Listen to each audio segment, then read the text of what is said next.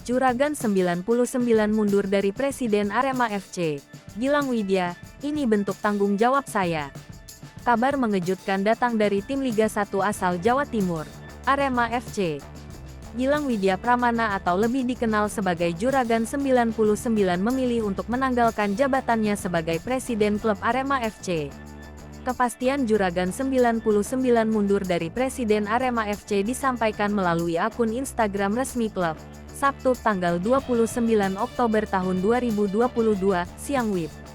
Dalam kesempatan ini, Juragan 99 menjelaskan alasannya mengapa dia memilih untuk undur diri sebagai Presiden Arema FC.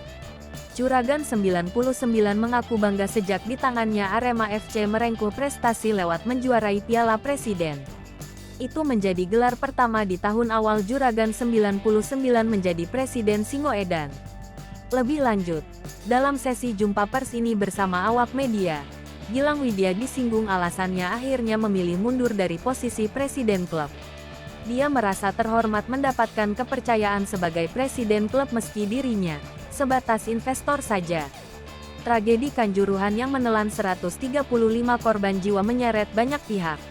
Berbagai sorotan tertuju kepada golongan elit. Satu di antaranya Gilang Widya Pramana. Tak sedikit suara-suara sumbang terus memojokkan Juragan 99 atas tragedi di Kanjuruhan yang berlangsung setelah laga Arema FC kontra Persebaya, tanggal 1 Oktober tahun 2022 lalu.